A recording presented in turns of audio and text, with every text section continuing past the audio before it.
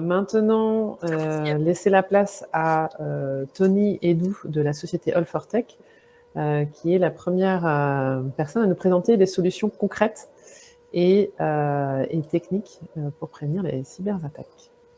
Alors moi, on a pas mal parlé de risques, du coup, et de risques cyber, notamment depuis le début de l'après-midi, avec des exemples très concrets et très ancrés dans la vie réelle. Et donc, moi, j'ai profité de ces 15 minutes pour vous parler de méthodes, justement, et d'outils associés à l'analyse de risque cyber. Très rapidement, pour nous introduire, je travaille pour la société All4Tech. On est un éditeur logiciel. On est situé à Laval, en Mayenne. On ne vient pas du monde de la cybersécurité. On a été amené au monde de la cybersécurité. Et notre activité initiale, elle vient du monde de la défense, quoi. Voilà. On est une quinzaine d'ingénieurs. La plupart sont ici, sur site. Et puis, un peu plus de 30% du chiffre d'affaires à l'export, donc de clients étrangers qui travaillent avec nos solutions. Je ne vais pas rentrer dans le détail des références, mais simplement pour dire, historiquement, quand on parle de cybersécurité, en fait, la cybersécurité en France notamment, elle a d'abord grandi au sein du monde de la défense. C'est pour ça que c'est là que nous, on a commencé à travailler. Et puis, au fil des années, on a vu que le sujet de la cybersécurité et de l'analyse de risque notamment s'aimait au fur et à mesure. D'abord vers le spatial et l'avionique, où de toute façon, il y a des cadres normatifs et puis des besoins en termes de sécurité qui sont extrêmement forts. Mais aussi, depuis quelques années, hélas, en partie à cause du quotidien, de ce qui a été rencontré dans la réalité, etc., on sort complètement de ces cadres spécifiques pour s'orienter vers une situation où la cybersécurité, ça devient le problème de tous et on la retrouve dans tous les secteurs d'activité. Nous, c'est quelque chose qu'on a connu à travers le parc qui est déployé. Aujourd'hui, la défense est toujours un secteur d'activité important, mais on va avoir des clients un petit peu partout. Et c'est surtout quelque chose qu'on rencontre dont on se rend compte, parce que justement, avant, on était confronté à des acteurs qui étaient uniquement des acteurs de très grosse taille dans le monde de la cybersécurité. Aujourd'hui, on travaille aussi bien avec des boîtes qui font 200, 300 000 employés qu'avec des structures qui font 10, 15 personnes. On a des maisons de retraite dans les gens avec qui on interagit aujourd'hui et qui font de l'analyse de risque, cyber, ou en tout cas qui s'intéressent de très près au sujet. Alors, dans le monde de la santé en particulier, on bosse avec des offreurs de solutions, on bosse avec des structures intermédiaires, le MIPI, le CIB, etc., qui à leur tour travaillent pour des clients finaux dans le monde de la santé. On a aussi des cabinets de consulting qui utilisent nos solutions pour déployer et puis accompagner des acteurs de la santé et un certain nombre de clients finaux, par exemple le CH de Cornouailles, le CH de Quimper qui utilise Agile Risk Manager. Voilà, simplement pour vous donner un petit peu un topo. Il y a 10 ans, 15 ans, la cybersécurité, c'était principalement le monde de la défense. Aujourd'hui, c'est vrai que c'est un univers beaucoup plus vaste et qui nous touche tous de manière beaucoup plus proche et beaucoup plus quotidienne, quoi. Alors, je vais pas redéfinir ce que c'est qu'un risque. Manifestement, toutes les personnes autour de la table aujourd'hui l'ont déjà très bien introduit. Par contre, se pose la question de qu'est-ce que c'est qu'une analyse de risque et quel est l'intérêt d'en réaliser. Donc, c'est une démarche qui s'appuie à la fois sur des méthodes et des outils où on va chercher à identifier, à évaluer, à quantifier les risques auxquels on est réellement exposé pour pouvoir concrètement les gérer. Gérer un risque, c'est être capable d'avoir une vision claire de ce à quoi on est exposé, de ce qui peut nous arriver, de ce que ça peut nous coûter opérationnellement, financièrement, en termes de responsabilité, etc. D'abord pour gagner en confiance par rapport au service qu'on rend, à la mission qu'on a, au service qu'on rend à nos utilisateurs, au service qu'on rend à nos équipes. Pour être en conformité, le cadre réglementaire impose de toute façon de plus en plus la réalisation d'analyses de risque cyber sur les systèmes d'information du monde de la santé. On est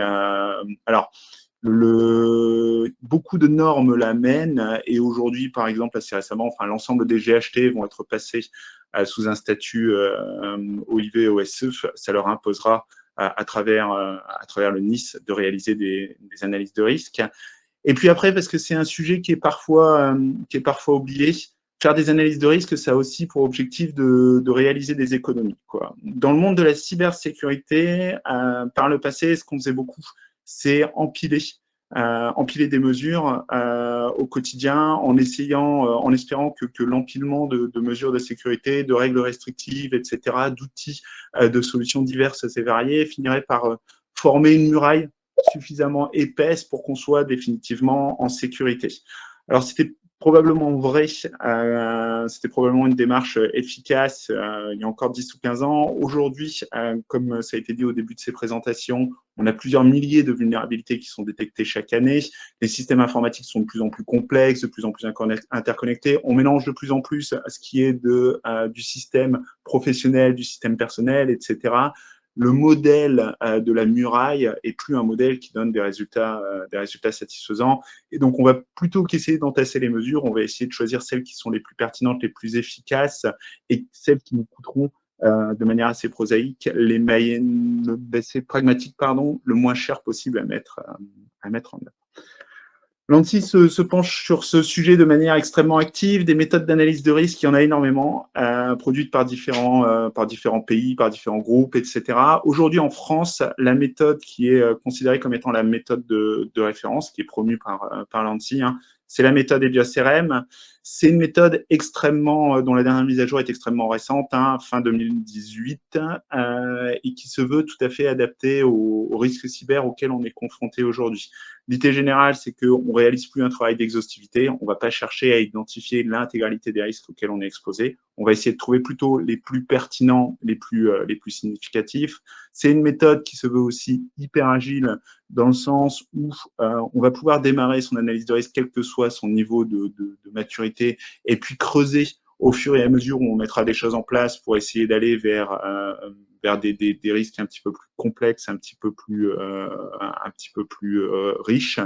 C'est aussi construit comme étant un outil de com. J'aurai l'occasion de vous expliquer pourquoi, hein. C'est-à-dire que l'un des problèmes de la cyber aussi aujourd'hui, c'est le silo. Vous avez l'expert informatique qui fait de la cybersécurité, il n'en parle pas avec les métiers. Par contre, il va imposer des mesures à ces métiers qui vont pas forcément bien les comprendre ou bien les accepter parce que justement, ils n'ont pas été intégrés dans la démarche. Et puis d'un autre côté, il va aller voir les responsables, les directions, les donneurs d'ordre, les gens qui financent, en leur disant il y a un problème, il faut investir dans la cybersécurité, etc., mais sans toujours avoir des solutions pour expliquer clairement les risques auxquels on est exposé. Donc, la méthode EBIOS-CRM, la méthode EBIOS Risk Manager, elle sert aussi à couvrir ce besoin-là. Et dernier point, EBIOS-CRM, c'est un écosystème complet au sens où on va retrouver à la fois des outils qui sont labellisés, une méthode qui est clairement décrite par l'ANSSI, pour lequel vous avez des fiches méthodes qui sont à disposition, des bases de connaissances, de l'accompagnement, etc. Donc, un écosystème réellement complet qui permet de se lancer sans se sentir seul sur ces sujets. Alors nous, concrètement, on propose un outil qui permet de faire de l'analyse de risque EBIOS RM. C'est un outil qui se veut le plus simple, le plus pragmatique possible, dans lequel vous retrouverez un certain nombre de bases de connaissances. C'est un outil qui est labellisé par l'ANSSI. Ils sont venus vérifier qu'effectivement, que ce soit la lettre ou l'esprit de la méthode, eh bien, on respectait. Et vous retrouverez dans les slides suivants de cette présentation un certain nombre de captures d'écran qui sont issues de notre application. La méthode EBIOS-CRM, c'est 5 ateliers. En fait, c'est une démarche en 5 étapes. Ces 5 étapes, elles sont successives, mais c'est aussi des étapes que vous pouvez prendre de manière unitaire si votre niveau de maturité s'y prête plus. Le premier atelier, c'est un atelier où on va essayer d'affiner en fait la vision qu'on a de son système d'information. On va essayer de comprendre sur quoi on veut bosser exactement, quel est le périmètre, où commence mon système d'information, où ça s'arrête, qui est responsable de chaque étape, à quoi je suis exposé en fait au sein de ce système d'information, qu'est-ce que je ne souhaite pas voir arriver. Mon logiciel de SSIAD qui n'est plus disponible, les données qui sont dans mon PSI et qui viennent à disparaître. En fait, qu'est-ce qu'il y a de la valeur dans mon système d'information, que ce soit en termes de services fournis ou en termes de données. Et dernier point, quelle est ma situation en fait? Qu'est-ce que j'ai déjà mis en œuvre en termes de cybersécurité? On prend un certain nombre de guides, hein. Il y a des choses qui parfois sont très très simples et qui permettent de se poser les bonnes questions. Et on va commencer à essayer de tirer un plan, simplement, de se dire, voilà, concrètement, qu'est-ce que j'ai dans mon périmètre? qu'est-ce que je ne veux pas qu'il se produise dans ce périmètre et dans quelle situation je suis exactement aujourd'hui. Une fois qu'on a fait ce point sur soi-même, on va changer un petit peu de point de vue et on va essayer de s'intéresser à ce qui est à l'extérieur et à qui peut m'attaquer en fait. Qui a une raison de vouloir s'en prendre à moi. Parmi les attaques cyber, il y a plein de sources différentes et qui ont toutes des objectifs et des moyens associés. Ça peut être de l'acteur étatique, ça peut être de la criminalité, du vol d'identifiants bancaires, de l'enrichissement personnel, du ransomware, etc. Il y a vraiment des démarches d'attaque qui vont être extrêmement dépendantes du profil de l'attaquant. Ça peut être un ancien patient mécontent, un ancien employé mécontent, c'est très à la mode, hein, les gens qui se fâchent avec le RRH et qui, avant de partir, cassent tout dans le réseau parce qu'ils sont passés sous le radar ou parce qu'on n'a jamais identifié que, travaillant en interne, ils avaient par définition des accès privilégiés. Et ben ça, c'est des questions qu'on va se poser. On va essayer d'évaluer quels sont les attaquants les plus susceptibles de s'en prendre à nous. Une fois qu'on a fait ça, on va s'intéresser à notre écosystème.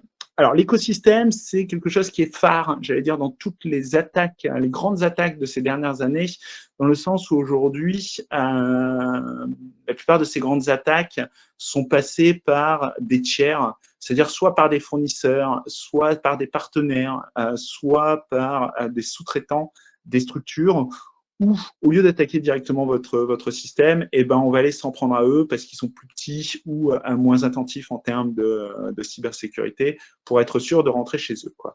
Dans le très très bon témoignage qui était donné tout à l'heure, hein, le réflexe de prévenir le trésor public, etc., est extrêmement intéressant parce que typiquement, une fois que la maison de retraite a été compromise, elle peut se transformer en porte d'entrée pour tous les partenaires de la maison de retraite. Et on est clairement dans un cas d'évaluation de quel est l'écosystème, quels sont les gens qui ne font pas partie de mon système mais avec qui j'interagis et qui peuvent représenter, un vecteur d'attaque, une porte d'attaque éventuellement. Une fois qu'on a défini ça, on va s'intéresser à comment utiliser ces portes d'attaque, comment un attaquant le fera. On reste à un niveau très stratégique, très abstrait. Et on basculera ensuite sur une phase où là, on va rentrer dans le dur et puis on va essayer d'évaluer de manière plus technique comment un attaquant pourrait rentrer chez nous, quelle serait la succession d'actions qu'il réaliserait, soit en descendant très bas, si on a la connaissance, les moyens techniques, les architectes, etc. autour de la table, c'est-à-dire en se disant, eh ben, il va utiliser telle vulnérabilité ou c'est telle technique de phishing, etc. quand on le peut. Ça, c'est le mode idéal. Et puis, quand on n'a pas accès à ce niveau d'information, eh ben, on va rester un petit peu plus haut au niveau des techniques et des familles de techniques pour se dire, eh bien, effectivement, un attaquant, il va commencer par aller faire un tour sur les réseaux sociaux pour découvrir qui est le secrétaire de ma structure. Et puis, une fois que ça se sera fait, il va identifier, reconstruire son adresse mail parce que toutes les adresses mail sont construites de la même manière. Il va envoyer un mail de phishing à cette personne et il réussira cette tentative d'espionnage parce que cette personne a l'habitude d'ouvrir et de manipuler des documents toute la journée, etc., jusqu'à atteindre son objectif, hein, qui ici était de nuire à l'activité du service radiologique, quoi. Voilà. On cherche à évaluer le comment techniquement et à évaluer la vraisemblance qui sont associées en atelier. Je ne l'ai pas dit, mais effectivement, chacun des ateliers dont je viens de parler, c'est des choses qui se font en groupe avec une personne de la sécurité des systèmes d'information, quand c'est possible, et puis par définition des métiers, des gens qui savent évaluer l'impact qu'aurait un arrêt de leur activité, et quand on peut, une personne de la direction qui sera capable de trancher sur les décisions, les arbitrages qu'il y aura à prendre au fur et à mesure. Dernier atelier, quand on fait une analyse de risque, c'est de décider comment on va traiter les choses, d'aller chercher dans les référentiels, qu'est-ce que je dois mettre à jour dans ma politique de qualité. Alors tout à l'heure, on parlait de PACQS. Nous, on parle juste de PAX, plan d'amélioration continue de la sécurité, hein, mais clairement, la démarche est exactement la même, c'est-à-dire qu'on va identifier des mesures qui viendront s'intégrer au schéma général de l'établissement ou de la structure concernée, de manière à élever la posture cyber et puis à venir couvrir les risques qu'on a évalués au fur et à mesure, quoi. Voilà. Et comme on dispose d'une évaluation qui se veut la plus précise possible, eh ben, on est capable de venir choisir des mesures de sécurité, qui ne soient pas redondantes et qui soient adaptées le plus justement possible au contexte dans lequel on évolue. La question suivante, donc le sujet de l'analyse de risque, c'est un sujet sur lequel on peut démarrer sans être outillé. Hein.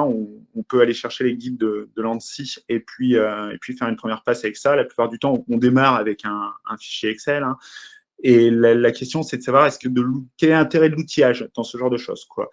L'outillage, donc l'application Agile Risk Manager, ici, va être intéressant pour pas mal de points. Le premier, c'est que quand on n'est pas un expert de la méthode, dérouler les étapes dans le bon ordre, être sûr qu'on n'oublie aucun point de vue, aucun type d'information, etc., c'est assez compliqué, quoi. Là, l'outil va vous apporter un rail, quelque chose que vous pouvez suivre sans avoir trop de questions à vous poser sur les activités à réaliser les unes après les autres, quoi. Ça vous prend par la main, ça vous permet de dérouler une analyse de risque sans oublier d'étapes importantes. Ce sont des outils qui sont livrés avec des bases de connaissances pour tous les sujets qui peuvent vous concerner, des menaces type, des scénarios opérationnels type, des référentiels de mesures de sécurité, etc. Donc, ça permet aussi d'alimenter toute la réflexion qu'on va réaliser dans son analyse de risque. Ça produit immédiatement du document, des visuels qu'on peut exploiter. Hein. Rappelez-vous, je vous parlais de méthodes de communication. Hein. L'objectif d'une analyse de risque, c'est aussi d'aller convaincre à l'extérieur les utilisateurs finaux, les gens impactés par les mesures et puis les gens qui fourniront les budgets. Il faut pouvoir le faire de manière efficace.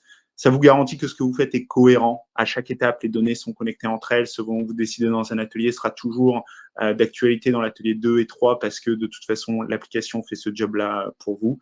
Ça permet de travailler à plusieurs et puis de gagner du temps et d'assurer la productivité. Voilà. Merci pour votre attention. Est-ce qu'il y a eu des questions ? Je vous remercie. Alors, nous allons pouvoir continuer sur la prochaine présentation. Alors, je vais inviter Monsieur Lebin de Daxan à venir nous rejoindre. Et j'en profite pour remercier Tony et Doux de la société Olfartech. Merci beaucoup pour votre présentation. Je vous en prie. Eh bien, je suis heureux de présenter donc Daxan. Daxan à ce festival, West Data Festival, sur un thème très particulier qui est la protection des données médicales. Alors pourquoi ce pas particulier? Ça provient du RGPD, on parle beaucoup de données sensibles, de confidentialité. C'est dans l'air du temps, je dirais.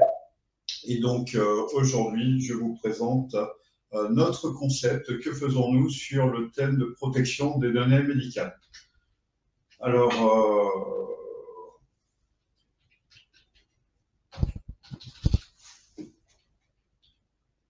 voilà, j'y arrivais pas à faire défiler la présentation. Donc Daxan, très rapidement, j'ai créé la société suite à une grosse expertise en data management. Alors pourquoi? Parce que c'est le fait d'avoir travaillé de longues années dans les banques, assurances, sur des volumes de données confidentielles, et notamment en salle des marchés. Et c'est suite à une rencontre avec un responsable d'un hôpital que j'ai décidé de créer Daxan, compte tenu du volume de besoins qu'il avait évoqué. Donc Daxan est éditeur logiciel, propose des solutions métiers. Et les principales prestations Daxan, on fait des diagnostics, du conseil du développement, et puis toutes les activités classiques d'un éditeur logiciel. Labellisé French Tech 2020, nous sommes à La Roche-sur-Yon, en Vendée. Alors, aujourd'hui, nos résultats sur le secteur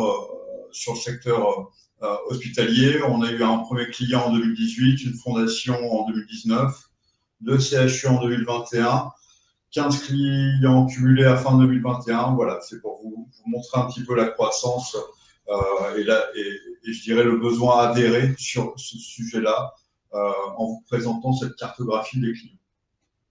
En termes de société, aujourd'hui, Daxan, c'est 5 collaborateurs et on espère bien progresser rapidement avec fin 2025, une douzaine. En 2021, nous avons fait une hausse de 60% du chiffre d'affaires. malgré le contexte. La société, très rapidement, elle va proposer 2 thèmes. Le thème de confidentialité RGPD, puis on a un sujet aussi qui peut intéresser en termes de pure data management sur la finance avec une solution audit des actes médicaux. C'est une solution qui va préparer au commissaire aux comptes, au bilan de fin d'année, en réconciliant tous les actes médicaux, des applicatifs métiers, la radio, le labo, la pharmacie, avec l'applicatif de recueil. Il faut savoir qu'on est dans un contexte très particulier, de très gros volumes d'informations quand on s'adresse au secteur médical. Un hôpital, c'est vraiment une petite ville et il y a énormément de volume d'activité. Et bien sûr, lorsqu'il faut je dirais, préparer les comptes, le 0,01% peut vous rapporter, d'écart peut vous coûter, ou vous rapporter, si vous le détectez, 300 000 euros, tout simplement. Aujourd'hui, le sujet et le produit mature, je dis mature parce que l'audit des actes, il est en début de commercialisation. Celui-là sur le RGPD, c'est la protection des données médicales avec DPI Protect. Alors, en plus de ça, on est moins dans les chiffres, on est plus dans la compréhension du besoin autour de la confidentialité des données. Alors, de quoi parle-t-on? En fait, les établissements ont vu une évolution du dossier patient, c'est-à-dire une informatisation, tout simplement. Hier, on était en papier. Aujourd'hui, nous sommes numérisés. Ça veut dire qu'il y a eu une évolution dans les usages. Qui dit évolution des usages, dit évolution des risques à prendre en compte. Et force est de constater que nous avons vu une augmentation de faits avérés. Sur quoi? Sur des consultations abusives. Voilà. Ce sont des choses que l'on rencontre malheureusement dans les hôpitaux. Et lorsqu'on parle aux responsables informatiques, lorsqu'on parle aux responsables sécurité RGPD, ce sont des choses qui leur parlent, ainsi que le service DIM, qui est le département information médicale, et qui est en charge de la protection du dossier du patient. Donc globalement, alors parmi ces faits-là, on se rend bien compte, si je prends l'exemple d'un Michael Schumacher ou d'un Johnny Hallyday, ce sont des gens qui, dès lors qu'ils arrivaient au sein de l'établissement, suscitait, je dirais, un engouement et puis une volonté journalistique de savoir ce qui se passait. Vu différemment, ça peut être le directeur de l'hôpital, une personne politique, un sportif qui arrive à l'hôpital. Toutes ces personnes, je dirais, suscitent des convoitises. Tout ça amène à un niveau de confiance en baisse du personnel soignant. Alors, si on fait un petit peu l'état des lieux des différents cas suspects détectés, il y a des fonctions pour pouvoir accéder à n'importe quel dossier. Donc, on constate des usages un petit peu anormaux de ces fonctions-là. Son propre dossier, où on est patient ou on est soignant, mais on n'a pas le droit d'être à la fois patient et soignant. On a des habilitations pour aller voir son dossier en tant que professionnel. Et où on est patient, où on est professionnel. Le dossier médical, voilà. Donc c'est un petit peu tout l'écosystème, mais ça vous donne un petit peu plus de matière à comprendre cette thématique de confidentialité. Et puis ne pas oublier, en cas suspect numéro 9, qu'on a classé numéro 9, la curiosité et l'ennui. Il faut savoir que dans la population française, force est de constater que 10% des gens sont à tendance curieuse, et que cette tendance curieuse, au regard des données médicales et de la confidentialité, ce sont des choses qui sont tout à fait inacceptables. Les impacts pour les hôpitaux, ils vont faire des audits. Ils vont faire des audits dès lors qu'il y a des demandes d'audit. Et ces demandes, vous pouvez croire sur parole, elles arrivent de façon assez récurrente. Et plus l'établissement, je dirais, est important, comme un CHU, plus c'est compliqué, plus le nombre de demandes, le volume de demandes est fort. Un autre impact interne, les agents se font plus soigner dans leur propre établissement. Alors c'est un peu problématique parce que lorsque vous êtes dans un contexte professionnel et que vous avez des soucis de santé, vous êtes intéressé pour aller, bien sûr, vers les collègues que vous savez performants et que vous savez, voilà, on aime bien avoir des références pour se faire soigner. Et lorsqu'on ne peut pas aller voir ses collègues parce qu'on n'a pas envie que la maison le sache, on va chercher à aller ailleurs. Et ce n'est pas toujours facile, ce n'est pas toujours possible. Il n'y a pas toujours un établissement privé ou un autre établissement public pas très proche. Les risques externes sont les choses qui fâchent, c'est-à-dire le contentieux pénal avec les patients, la réputation de l'établissement, ainsi de suite. Ce sont des arguments à faire valoir dès lors que je présente aux différents établissements, dès lors qu'ils sont intéressés pour porter cette solution au sein de leur infrastructure.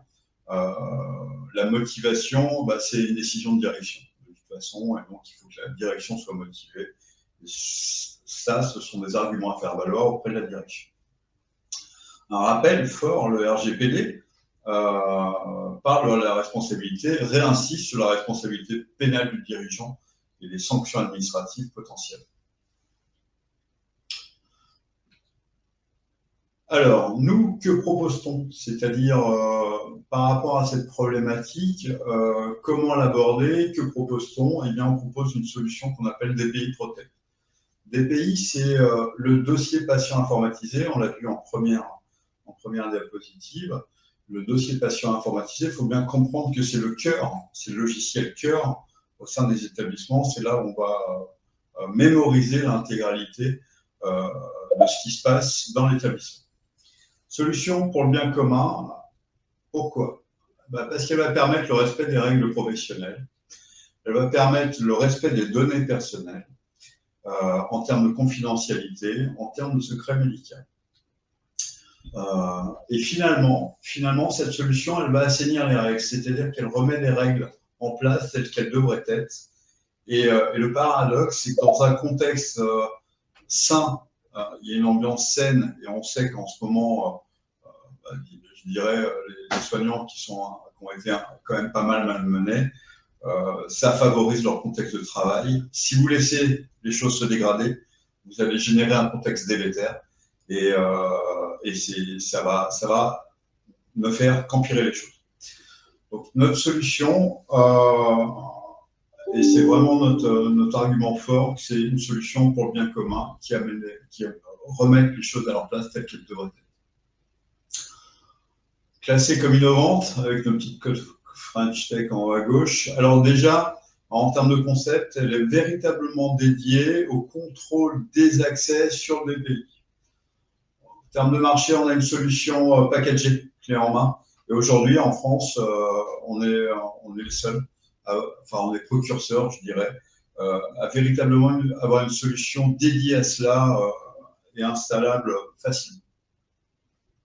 En termes d'usage applicatif, vous comprenez qu'il y a des volumes énormes à traiter au sein des hôpitaux. On va traiter 100% des traces au quotidien sur la base de règles paramétrables. C'est l'expertise data management. On va croiser des données, on a besoin de croiser notamment avec la RH pour un gain qualitatif.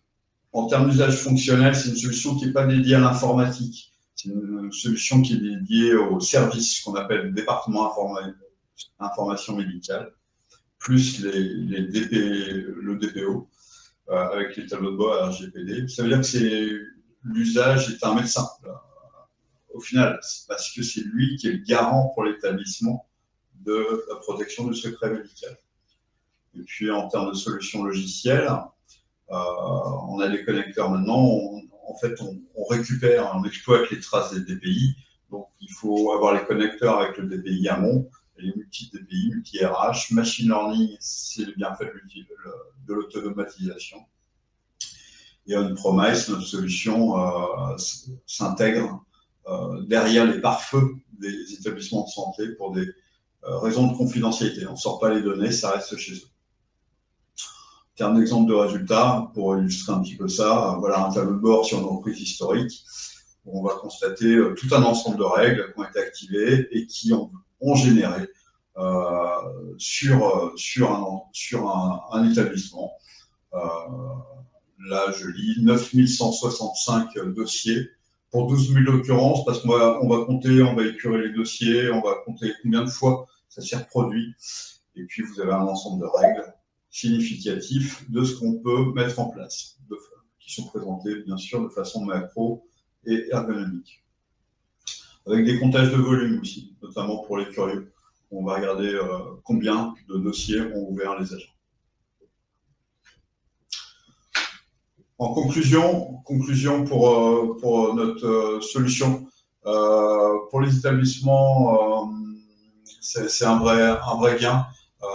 Avant, notre première démarche commerciale, c'est de se faire connaître. On pensait que protéger le secret médical, protéger les accès au DPI n'avait pas de sens parce que c'était trop compliqué à faire, il fallait monter des data warehouse, il fallait croiser trop de données. Et bien ça, nous, d'Axan, je dirais, motivés par un établissement puis d'autres, avons réussi à prouver qu'on peut faire quelque chose avec un gros gain significatif et 80% d'usage suspect diminué en un an. Voilà, donc désormais nous parlons aux hôpitaux, la première étape c'était de se faire connaître, désormais ils commencent à nous connaître, ils commencent à mettre ça dans leur budget, dans leur projet, parce que de toute façon, la réglementation fait que c'est un sujet.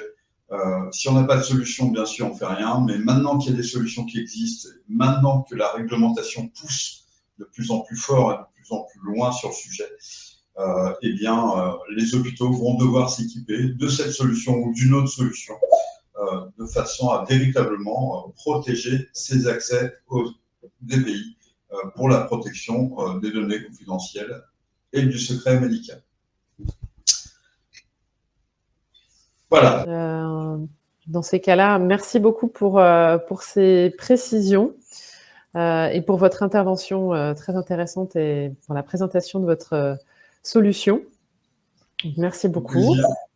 Et je vais pouvoir maintenant inviter Richard Ray et Paul Marais de l'ESIEA afin de nous parler de comment prendre en compte justement l'analyse sécurité des IoT de santé. Bonjour à toutes et à tous. Eh bien, merci beaucoup déjà à West Data Festival de nous permettre d'avoir une tribune au profit des professionnels de santé. Je vais intervenir un petit quart d'heure sur l'analyse d'objets connectés de santé en effet, et on va essayer un petit challenge, hein, c'est-à-dire qu'en fait je vais intervenir avec Paul Marais qui est étudiant dans l'école dans laquelle je travaille, qui est l'ESIEA, une école d'ingénieurs du numérique située à Laval, avec un campus à Paris aussi. Et moi, je suis responsable du laboratoire de cybersécurité, qui est noté en haut à droite. Et Paul travaille avec moi sur l'analyse d'objets connectés, et notamment l'analyse d'objets connectés de santé. Et donc, mon objectif, c'est de vous montrer en quoi consiste l'analyse d'un objet connecté, la méthodologie qui est mise en œuvre, quelques résultats, sur des volumes. Alors je serai obligé d'être statistique parce que certains objets, on n'a pas le droit de vous divulguer comme ça des vulnérabilités en pâture et notre éthique nous l'interdit parce que notre objectif c'est de dire d'abord au constructeur quel est le problème sur son objet pour qu'il le corrige dans son coin. Mais je vous montrerai on va vous montrer quelques problèmes et puis à la fin quelques préconisations par rapport aux objets connectés que maintenant on va trouver, qu'on trouve partout depuis belle lurette, que les hôpitaux et les médecins utilisent bien avant les autres, parce que ce sont des gens très connectés et très numérisés. Donc voilà l'objectif de cette présentation. Alors à quel titre je suis un petit peu légitime pour vous parler de cette analyse au niveau du laboratoire et avec les étudiants, on a décidé de monter une plateforme d'analyse d'objets connectés de plusieurs types pour 3 objectifs. Donc au sein de l'école, déjà maîtriser toutes les technologies d'objets connectés, donc IoT, parce qu'elles sont nombreuses, diverses et variées, concurrentes, Et quand on dit qu'on analyse un objet connecté, ben on part un peu à l'aventure, hein, parce qu'on ne sait pas trop sur quoi on va tomber en termes de technologie. Ensuite, les étudiants, nous, on veut qu'ils soient capables de créer des objets, puisque ici on les forme à l'ingénierie et notamment à l'ingénierie liée au système embarqué, donc électronique, et ensuite informatique, machine learning et intelligence artificielle. Et enfin, si on maîtrise les objets, on va pouvoir les sécuriser. Alors on s'est limité, hein, cette plateforme n'est pas universelle. Tous les objets connectés, on peut pas adresser tous les objets, ça serait beaucoup trop monstrueux. On a écarté les objets industriels pour l'instant, qui sont utilisés dans le bâtiment, qui sont utilisés au niveau des usines et de la robotique qui est liée au fonctionnement du système de production de l'usine. Et donc, comme vous le voyez, on s'est limité à des périmètres un peu particuliers qui sont très proches de nous.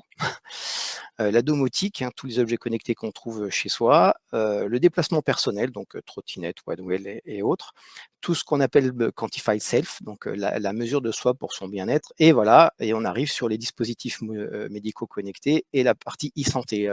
La partie e-santé est décorrélée des DMC dans le sens où l'information ne va pas auprès d'un professionnel. L'information reste au niveau de l'utilisateur de l'objet connecté pour sa santé. Donc voilà, donc ce mur, et ben Paul tout à l'heure va vous le montrer, parce que l'idée c'est que je lui laisse la main, et d'ailleurs on le voit. Ah bah oui, on le voit Paul. Très bien. Donc il est sur la plateforme actuellement. Donc la plateforme la voici. C'est celle que vous voyez derrière Paul. Et le schéma que vous voyez à l'écran, c'est pour vous expliquer un peu la complexité d'un objet connecté. En fait, il y a énormément de technologies de communication. Un objet connecté, il lui faut une technologie de communication pour communiquer. Et en fait, aujourd'hui, clairement, c'est le bobinard. C'est-à-dire que beaucoup de constructeurs ont essayé d'imposer leurs techno, leurs normes et tout. Et ce que vous voyez à l'écran, là, les quartiers que vous voyez de couleurs, ce sont des technologies différentes. Et qui dit une technologie différente dit que les objets d'une technologie ne communiquent pas avec ceux d'une autre. Et pour les faire communiquer, il faut un concentrateur central, là que vous voyez, qui va faire le lien. Et c'est très compliqué. À titre d'exemple, dans les maisons, il n'est pas... on peut trouver plusieurs télécommandes, plusieurs concentrateurs, parce que voilà, il n'y a pas eu d'homogénéité. Et dans la santé, c'est pareil. Chaque objet est sur une techno. Alors quand elle est ouverte et disponible, grand bien nous fasse. Mais souvent, elle est propriétaire, et donc on a créé ce mur pour être capable, dès qu'on a un objet à analyser, en quelques jours, de pouvoir le faire fonctionner au milieu d'un écosystème d'objets connectés. Voilà l'objet de ce mur. Et Paul vous en parlera tout à l'heure. J'ai dit que nos étudiants devaient être capables d'en créer. Je vous montre un objet qu'on a créé nous-mêmes, que les étudiants créent eux-mêmes. Et donc, c'est un objet, c'est une balance connectée, mais c'est une balance industrielle qu'on met au milieu de la forêt amazonienne. Là, ça change un petit peu la donne et les contraintes. Elle communique avec un système longue distance, radio, et ensuite on va stocker les données dans un entrepôt de données, faire tourner des algorithmes de machine learning pour pouvoir imaginer, par exemple, la perte de poids de l'objet dans le temps, et puis pouvoir prévenir justement le changement du contenu ou du contenant, et puis une application mobile. Donc voilà, ça on crée, ce sont des objets qu'on crée nous-mêmes. Et tout cet objectif-là, d'avoir ce mur d'objets connectés et d'être capable d'en créer, c'est pour pouvoir analyser des objets. Et on est parti dans cette analyse d'objets pour assurer leur analyse de cybersécurité et analyse liée à la fuite de données personnelles, beaucoup. On s'était donné ça comme mission, de vérifier qu'un objet, qu'est-ce qu'il laisse fuiter que l'utilisateur ne saurait pas par rapport à sa vie personnelle, au-delà de sa pure sécurité intrinsèque. Voilà, ces deux aspects sont couverts. Et pour faire ça, il faut une méthodologie. Vous savez très bien que pour ne rien oublier, on vous a parlé cet après-midi des méthodologies d'analyse en cybersécurité. Et par rapport à cette méthodologie, il a fallu qu'on en crée une. Et on sait, pour créer cette méthodologie, on l'a fait avec des étudiants, avec des entreprises, avec une fondation. Et donc, je vais vous la présenter, cette méthodologie. En fait, elle s'appelle IoTrust. On l'a finalisée en 2018. On a travaillé avec une entreprise de l'Ouest, qui s'appelle Digitemis, qui est un pur player de la cybersécurité, une entreprise qui fait de l'analyse de sécurité, de l'audit, qui a tous les attributs de la NSSI. Et avec cette entreprise, plus la Fondation Maïf, on a créé la méthodologie. La méthodologie, c'est pour ne rien oublier quand on analyse l'objet connecté. Et vous avez des exemples là d'objets de l'époque qui avaient été analysés et pour lesquels on mettait donc un petit peu comme un score, hein, un Nutri-Score. Voilà, l'objet, 1 étoile, j'ai pas du tout confiance, et 5 étoiles, je peux avoir confiance parce qu'on a décliné la méthodologie pour analyser cet objet. Et mon objectif, c'est de vous montrer que c'est un objet connecté, il y a énormément de choses à vérifier, contrairement parfois à peut-être un site web, par exemple, qu'on voudrait analyser en sécurité. C'est assez simpliste, en fait, un site web, par rapport à un objet connecté qui est multiple qui agrège énormément de technologies. Et donc, cette méthodologie que Digitemis utilise de son côté, que la Maïf utilise de son côté, parce qu'on a fait ça en commun, puis après, chacun est parti de son côté avec cette méthodologie. Et nous, on l'utilise en interne et on continue d'analyser des objets avec nos étudiants, ce qui les permet de se former, de monter en compétences. Et avant de décliner notre méthodologie, le premier problème qu'on avait avec tous ces objets, c'était de pouvoir les décrire dans leur écosystème. Je vous donne un exemple à l'écran. Là, vous avez l'objet à gauche. C'est un exemple. C'est-à-dire que cet objet communique avec une application d'un téléphone mobile, l'utilisateur interagit avec l'application et on s'aperçoit qu'il y a des flux de données qui vont de l'objet vers des serveurs externes. Vous voyez, ça, cet écosystème de l'objet, c'est le premier travail qu'on doit faire, c'est pour chaque objet connecté qu'on nous donne à analyser, parce que l'école accepte des objets connectés à analyser, on travaille pour des startups qui sont en train de créer des objets connectés et on les aide à les sécuriser, on doit définir cet écosystème-là, ces interactions. Et à titre d'exemple, voici grosso modo toutes les interactions aujourd'hui qu'on pourrait trouver sur un objet connecté. Tout en haut, on a des interactions très simplistes d'objet à objet et on s'aperçoit que là, c'est assez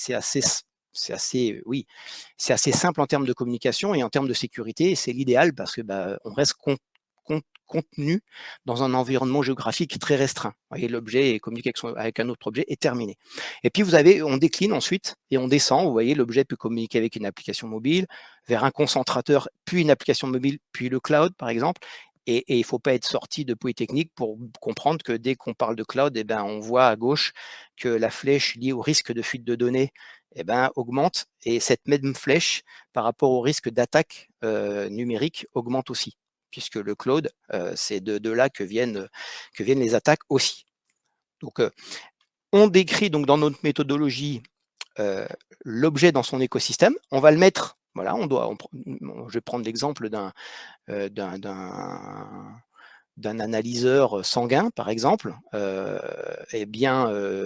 On va pouvoir lui dire, tiens, toi, tu es dans la catégorie numéro 4, tu es l'objet, tu communiques avec une appli mobile, et c'est au sein de cette application mobile que ça va partir dans le cloud.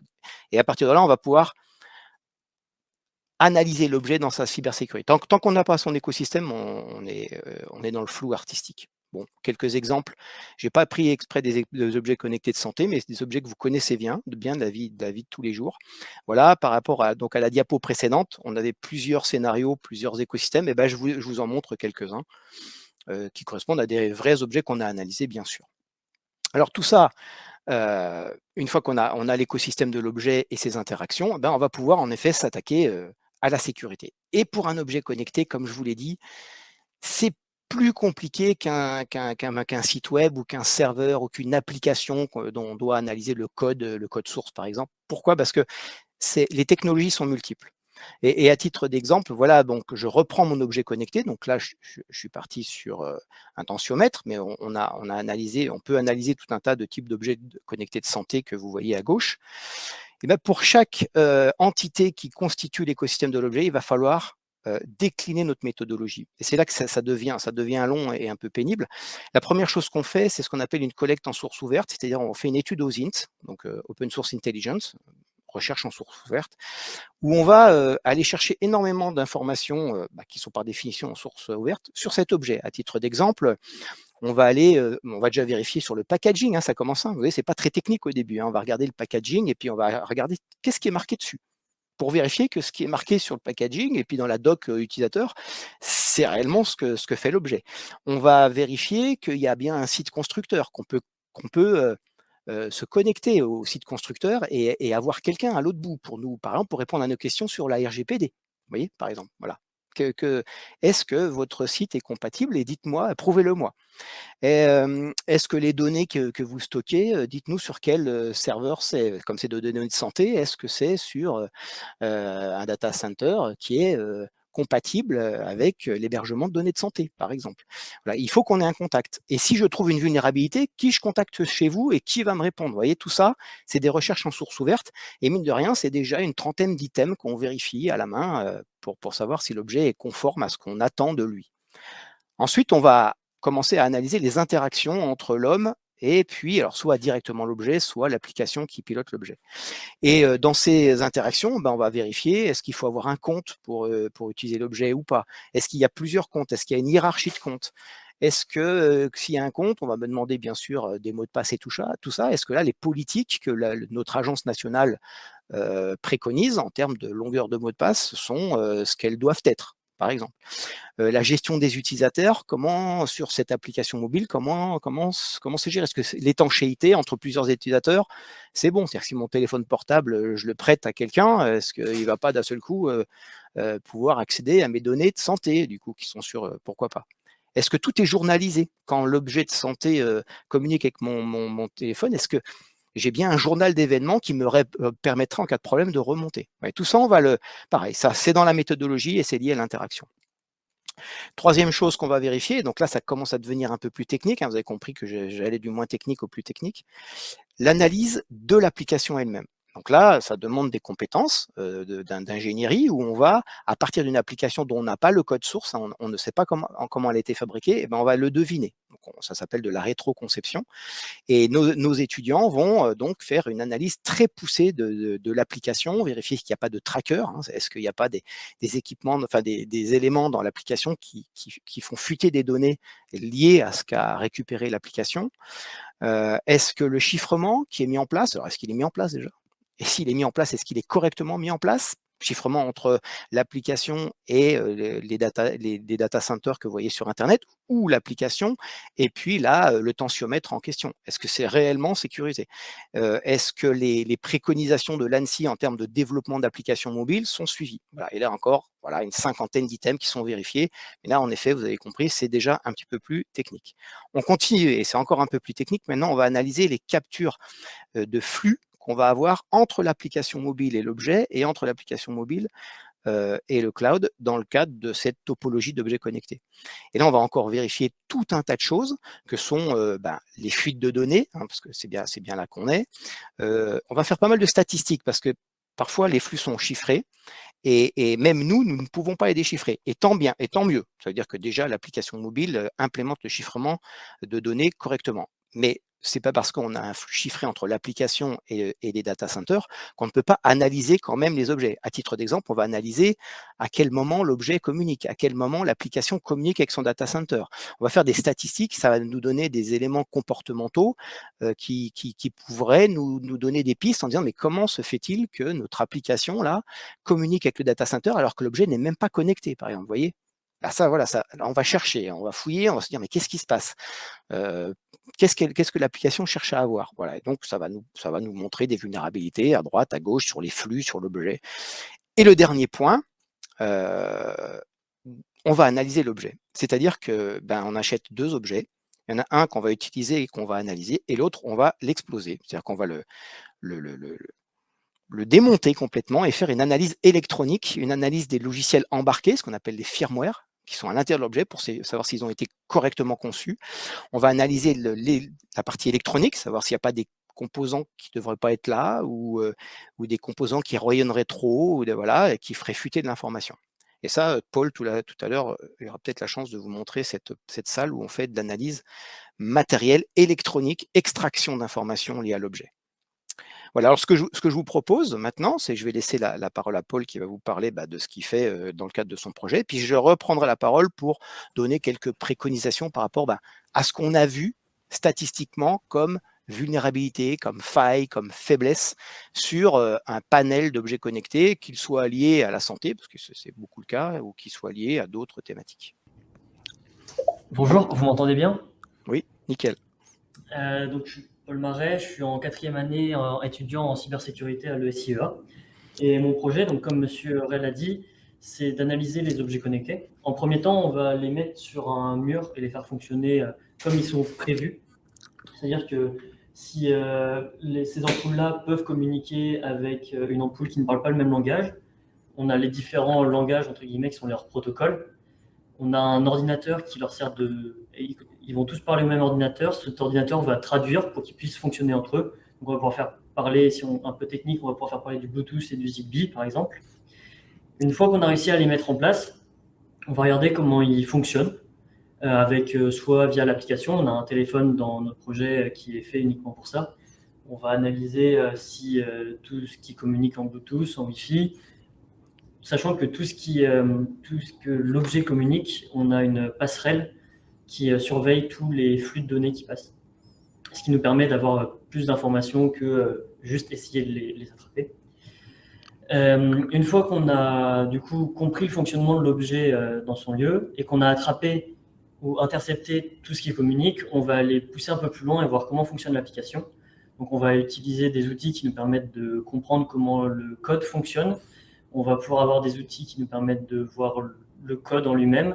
Et là, on va commencer notre travail de recherche à est-ce qu'on trouve des données qui peuvent être potentiellement dangereuses, donc c'est-à-dire des mots de passe, des mails, même tout bêtement, si on travaille avec un tensiomètre, s'il nous ressort directement le pouls en clair dans l'application, on ne va pas forcément avoir envie de ça.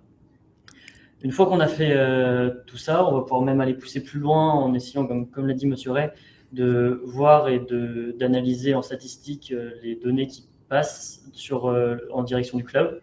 Donc on a plusieurs cas d'objets. Donc cette année, on a analysé 2 objets. On a un objet qui passe par le cloud et un objet qui ne passe pas par le cloud. Donc c'est ce qu'on a fait comme analyse.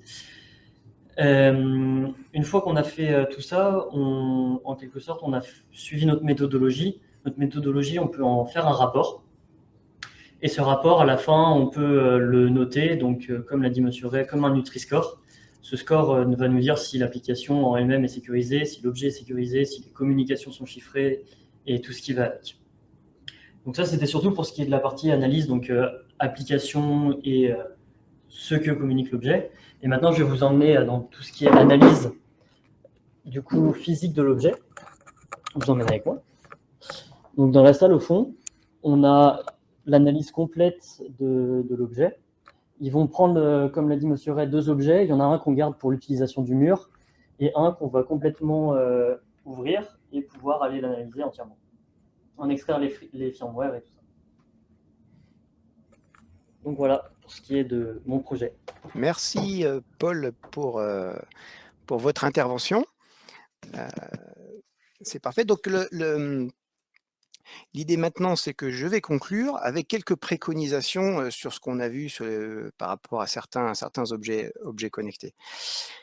Alors le constat, c'est le même que pour des sites web, c'est le même, voilà, c'est à peu près toujours la même chose. Un objet connecté, c'est un mini système d'information avec des interfaces d'entrée-sortie. Enfin, c'est pas révolutionnaire en soi par rapport à ce qu'on connaît déjà par ailleurs. Ce qui est compliqué dans un objet, c'est qu'il a une multitude de moyens de communication.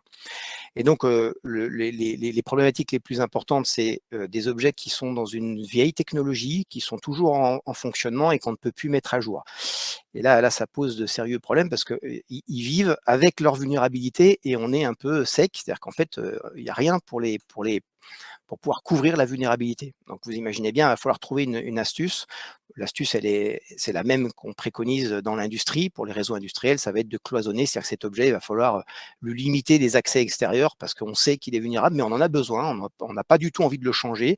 Il a peut-être coûté très cher et donc il va falloir filtrer les entrées-sorties parce que si on laisse tout ouvert, en effet, on augmente le niveau de risque. On a maintenant des attaques sur les objets connectés qui sont liées à leur mise à jour. C'est-à-dire qu'en fait, un objet connecté, à un moment donné, tout le monde a dit, voilà, il faut les mettre à jour, il faut les mettre à jour. Toi, constructeur, tu as l'obligation de tenir à jour tes objets dès qu'une vulnérabilité est trouvée.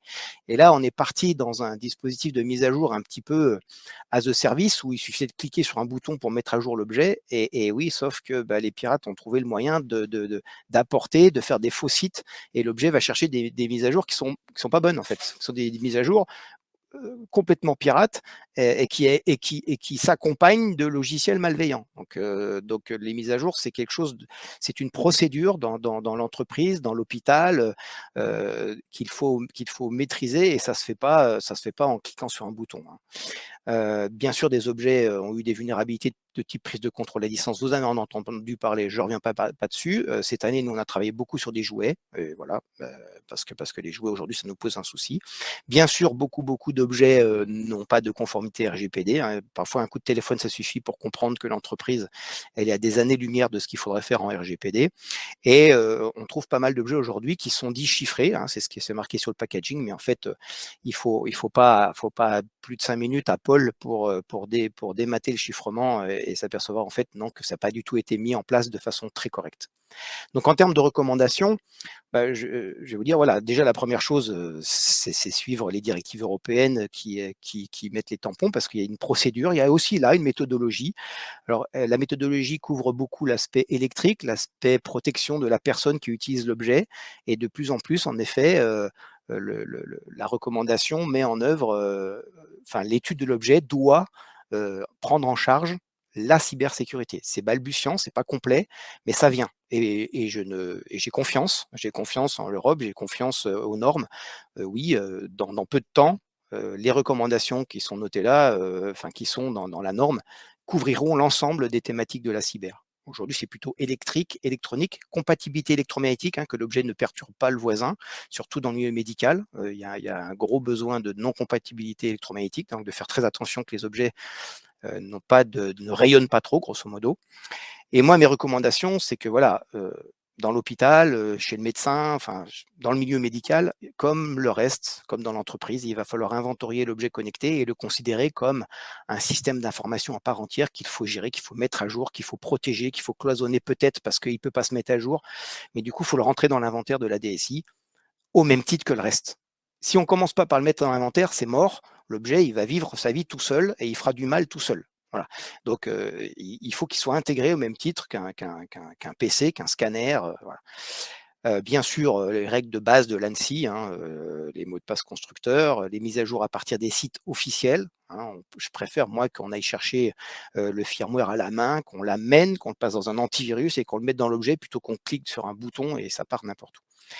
Assurer le cloisonnement, filtrage, c'est plus du filtrage. Le cloisonnement, ça voudrait dire qu'on est étanche. Aujourd'hui, dire qu'on va étanchéiser dans un hôpital des réseaux, non, on sait très bien que c'est pas possible, c'est trop compliqué, ça va grogner, ça va grincer des dents. Donc non, c'est plutôt le filtrage. L'objet doit peut-être envoyer des données dans le cloud, et ben on lui laisse envoyer des données dans le cloud et c'est tout. Et on filtre le reste. Voilà. Et ça va éviter plein de problèmes. Et dernier point que je dirais, c'est attention à l'exploitation de l'objet avec des équipements personnels, parce que du coup, l'équipement personnel qui vient pour piloter un objet, qui est peut-être bien géré par la DSI, c'est cet équipement personnel-là qui pose un peu de problème. Voilà. Puis je vais vous laisser avec un peu de littérature, pour ceux que ça intéresse. La première étude, là, vous voyez, elle est récente, hein, c'est le 25 janvier 2022. Oui, c'est assez récent quand même. Qui a été menée sur des objets connectés dans les hôpitaux américains. Donc c'est plutôt pas mal, je vous la laisserai la découvrir. La CNIL a décrit pas mal de préconisations sur une analyse d'objets connectés. Voilà. Une petite histoire sur des pacemakers qui ont dû se mettre à jour. Ça tombe bien, je crois que je vais pouvoir vous le montrer, parce que c'est celui-là. Je ne sais pas si on me voit. Voilà, c'est ce pacemaker-là qui est l'objet. Donc on a étudié nous aussi, qui est l'objet d'une mise à jour. Peut-être que ceci implique cela. Vous voyez, le fait qu'on étudie l'objet fait qu'après le constructeur doit faire mettre à jour. Et je vous ai parlé aujourd'hui d'une méthodologie d'analyse de l'objet connecté. Et ben voilà, la Haute Autorité de Santé décrit aussi ce que doit être une analyse d'objet connecté sur son site. Et en effet, même si aujourd'hui l'objet est autorisé à la vente avec une méthodologie qui ne couvre pas l'entièreté des risques et des menaces cyber, le temps avance et ce temps fait que la méthodologie couvre de plus en plus de problèmes. Voilà, donc j'ai bon espoir que oui, on achètera bientôt des objets connectés, même chez soi, au même titre que dans l'hôpital, qui sont by design très bien sécurisés, à condition qu'ils soient rentrés dans les comptes de la DSI. Voilà, je vous remercie. Merci beaucoup, Richard et Paul, pour cette intervention très Paul. intéressante et cette vue inside de vos travaux. Merci beaucoup aussi pour cette approche méthodologique et les recommandations. Je pense que là, elles sont très claires et sont passées. Et si certains d'entre vous ont des objets et ne savent pas trop quoi en faire, on peut les analyser. Enfin, des étudiants vont les analyser, parce que moi, je donne des cours pendant ce temps-là. Très bien. Merci pour la proposition.